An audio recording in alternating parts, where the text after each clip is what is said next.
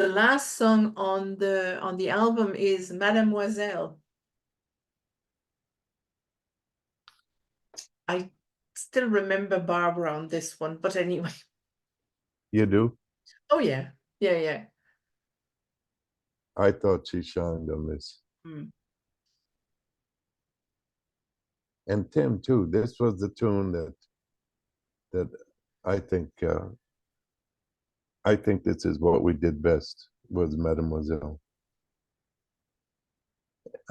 It's certainly the thing I think that they had the most fun with. Anyway, they had nothing to do with the writing of Mademoiselle.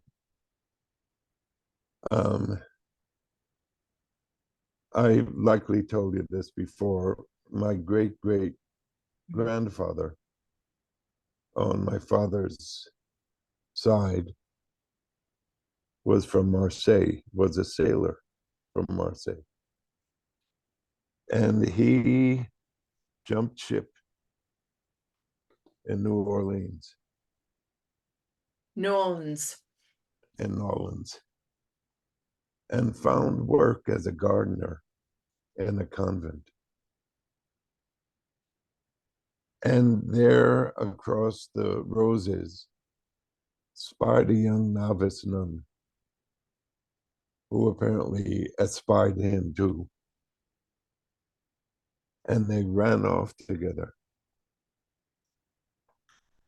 and wound up in Hell's Kitchen, New York, which was an Irish ghetto in those days, which incidentally is where I was born, on 52nd Street in Hell's Kitchen, while my pop was with the bebop mob over on 52nd. 52nd Street was it for jazz at that moment.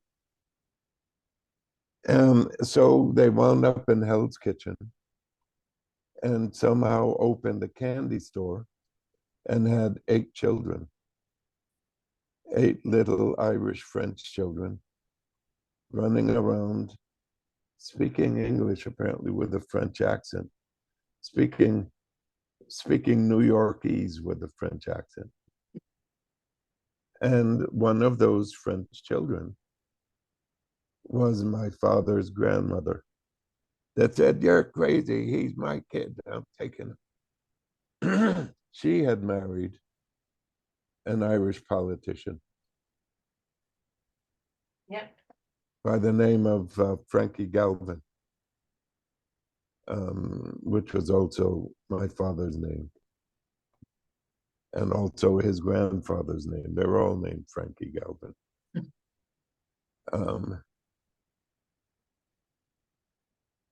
So deep in my, I spent a fair amount of time in my early teenage years going back and forth to my father, who lived in a trailer park in Florida. And when I'd go there, he would be on the road and I'd ride in the van with him.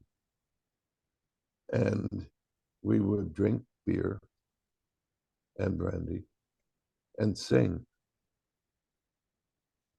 We would sing every Irish song that he could get off of records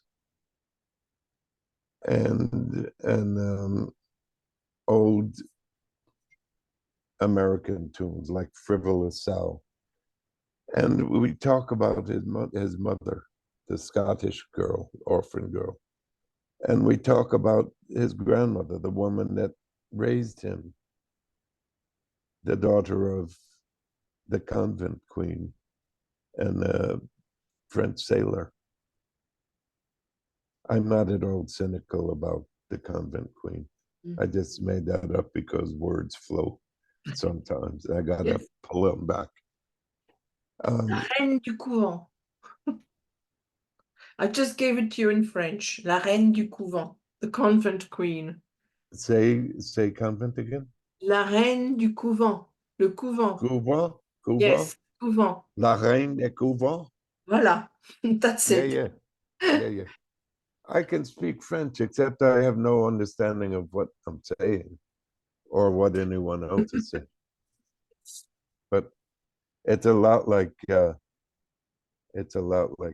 Spanish, and I Yes. do speak Spanish. Anyway, and also in those days, Mort was beginning to work on the Jacques Brel, Mm. and I would spend nights at Mort's pad with a small group of people listening to Mort declaim Jacques Brel songs, translating them from the French to English. Many, many, many, many nights were spent um, in that activity, and certainly it colored um, Mademoiselle, the writing of Mademoiselle. So I was calling on the French sailor in me and referencing the power of Mort's declamations of Jacques Brel, especially the port of Amsterdam. Yes. Um, and and working in D modal, which is a musical term, in the key of D, and this is the story that emerged. And of course, it's about the young stranger outside of the gate, the beautiful she inside the gate,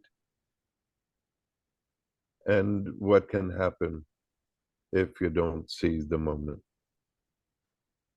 All that beauty, all that possibility, all that which might have been gone. Mm. So the message of that is, let's not waste it. Let me in. Let me in your heart and arms. That's the whole story of that.